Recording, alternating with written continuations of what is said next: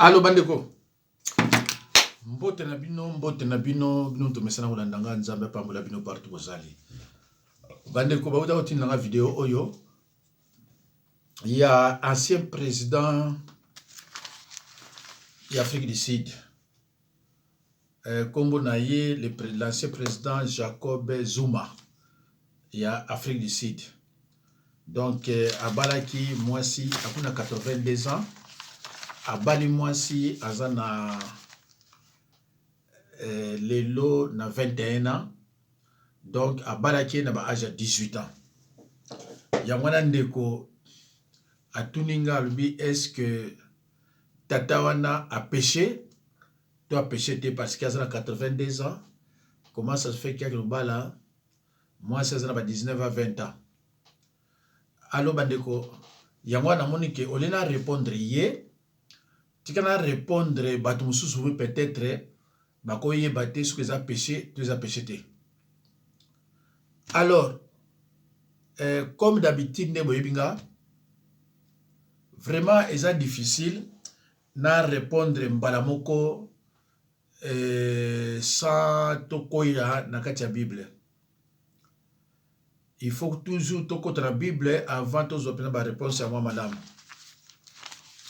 Bible zolo banabiso mobali quel que soit âge na ye soka bali mwasi ils ont péché te neti ba bali na 18 ou bien 19 ans aza sous minorité donc bako bala ye mabe soki mamu bimba akobala mobali ya mwana muke na Bible mwasi akobala mobali ya mwana muke azalaka. Verset on ezate. La fois passée na lobela ki yango maman a 55 ans abala ki soki mobali ya 40 ans. Alors moi si moi sepela kité. Nazana kombo na ye a menako publier yango te. Moi si on a sepela kité, je ne sais pas pourquoi peut-être nazana mwana mobali ya mwana muke na ndako. Ayeko pesa par exemple moko ezaki en dehors ya makambo na zoloba. Alobi soki mwasi ya osé soki nani tout ça. En dehors ya makambo to zoloba.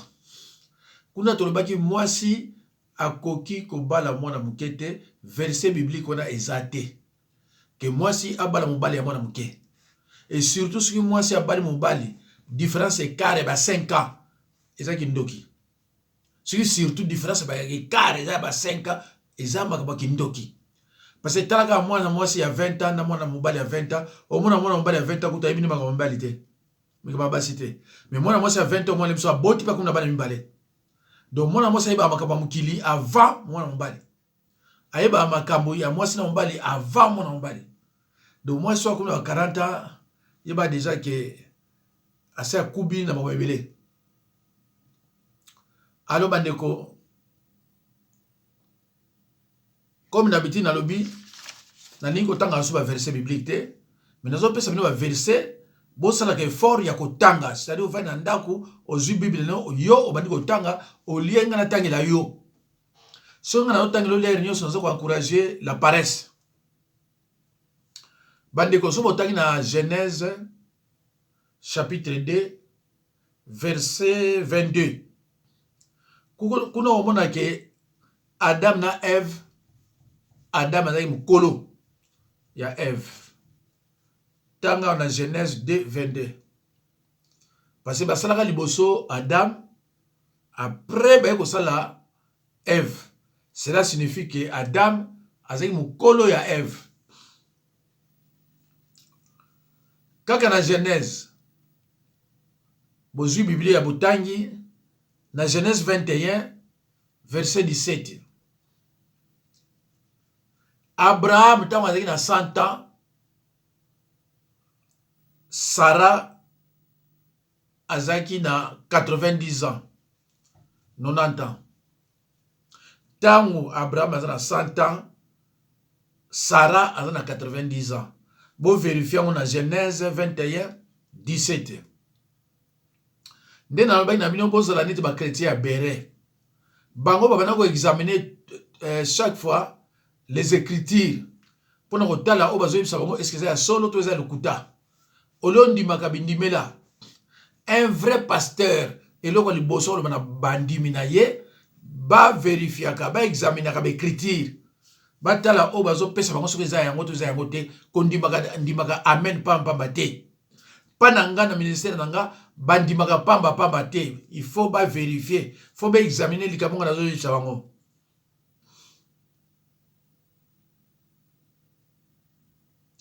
Alors to kesikoyo na Genèse 24 62 à 67 Genèse 24 62 à 67 kuna bokomona ke Isaac na Rebecca aki mwana muke. De toutes les façons na Bible yo okono bala mukolo tango badingi bazo bala yo zalaki wapi tango badingi bazo bala yo zalaki wapi basi bala 18 19 20 21 ans baba na bala ba âge wana donc ko bala mwana muke te yo moi c'est presque impossible. Donc Isaac a eu mukolo ya Rebecca. On a toujours une différence de 10 ans, 15 ans. Pourquoi pas 20 ans? Toke sikoyo na Genèse 29 1 à 27. Babi na biso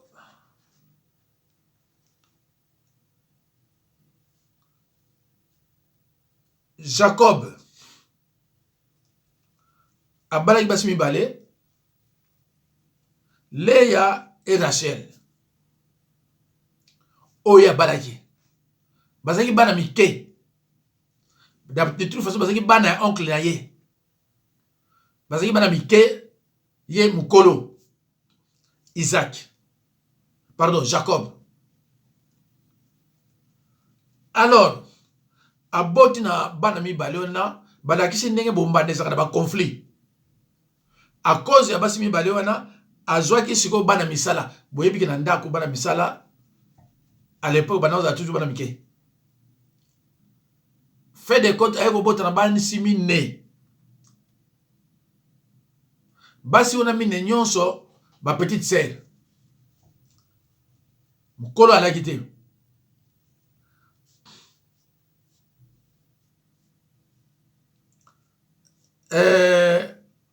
Donc il musika te pour photo sukisa na 1 roi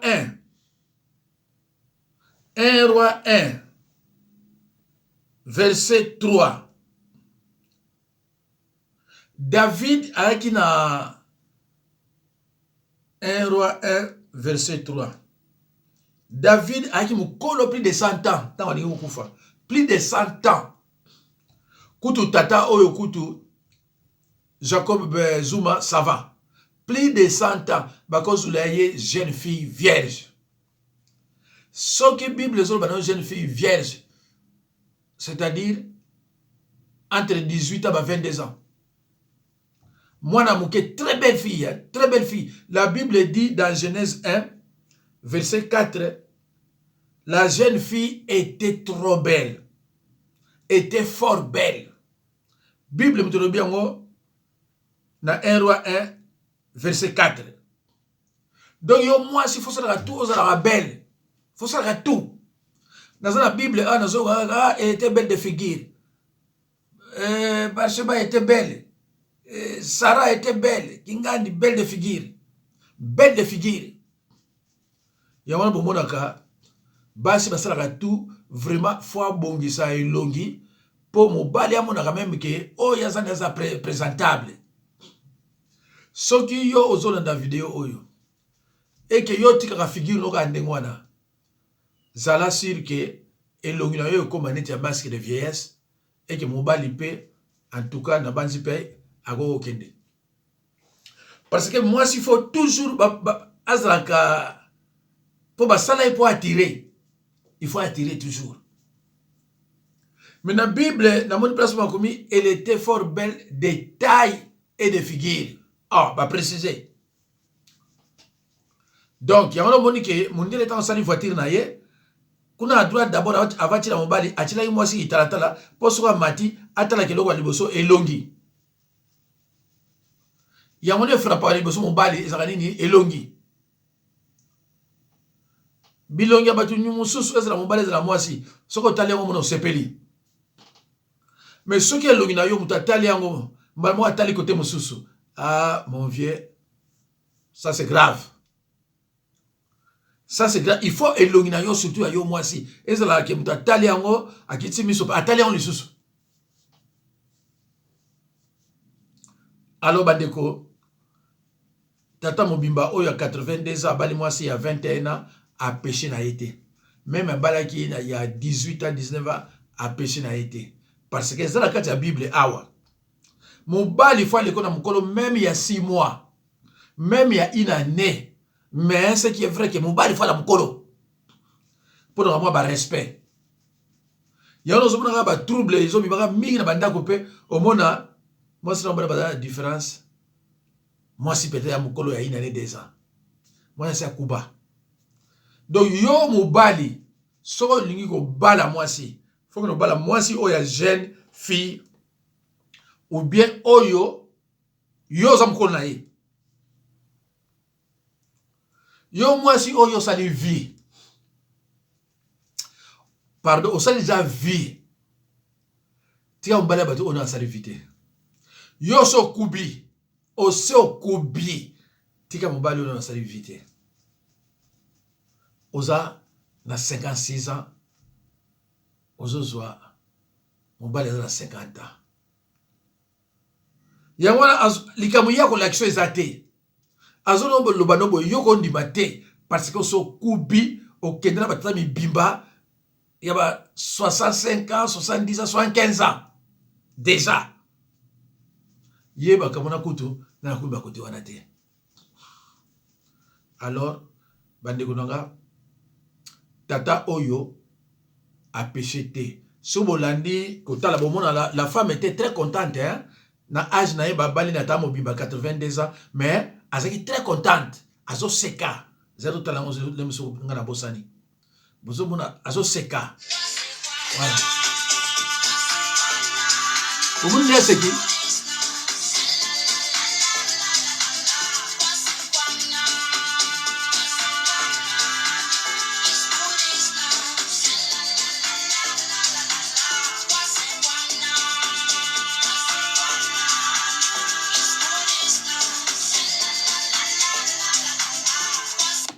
alors bandeko ta on a tali yango ndenge Bible lobi na Genèse 4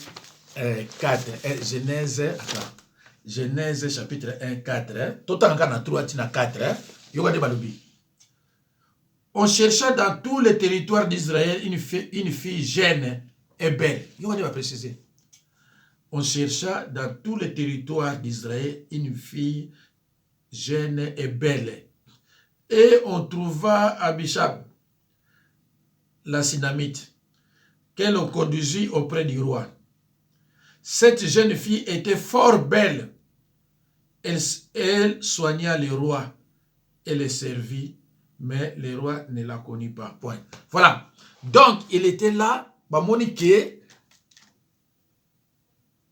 Omoni, on dit Tato. Tato peut poni une jeune fille très belle, hein. Donc, tata oyo ayebi Bible. Donc, aponi oyo aponi bolandilaka maloba te aponi une jeune fille très belle, trop belle. Bible dit fort belle. Tata oyo. Obotalia. Et là, cette femme-là était contente. Alors, botan c'est quoi respect ya no pesa papa Mbimba. Alors, pesa respect ya papa Mbimba zanae. Bible lobby dans 3-4 elle était fort belle bakoko luka mais yo siko to bazo luka yo bazo lekayo yo bazo lekayo ndeko pardon bokiselongi na bino pardon bokiselongi voilà tout la suite.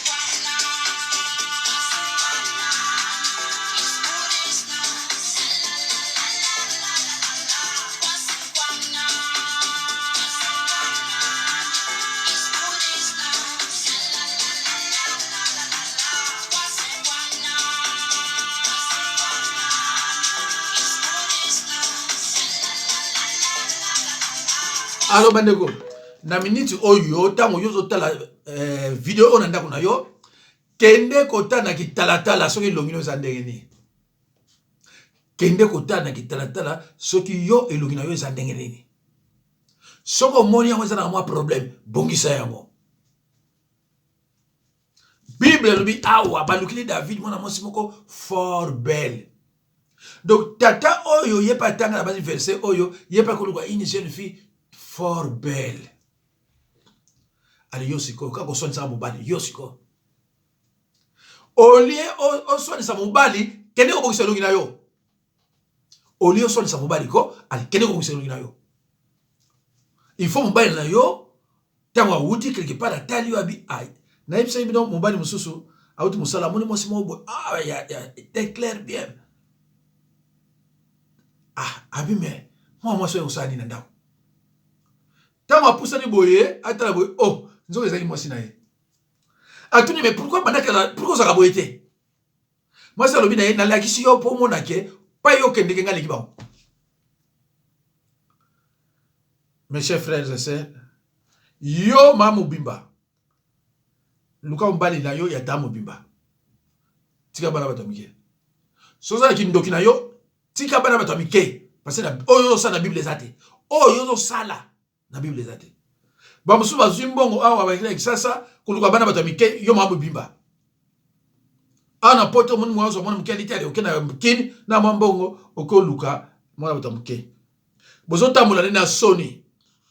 Timo ko suba Holanda yo omona ba jeune fille bako bomba yo parce que au sale logo oyo ezala raté. Mes chers frères et sœurs dans le Seigneur, merci beaucoup. Nzamba pambola bino à la prochaine occasion mais ko bossa na te so la vidéo oyo. So ko monika esili kenemba na nini kotala elongi na yo soki ezaleti ya mwana mwasi bomoni ou bien soki ezaleti ya mwana mwasi oyo Bible lobi. Merci beaucoup, au revoir.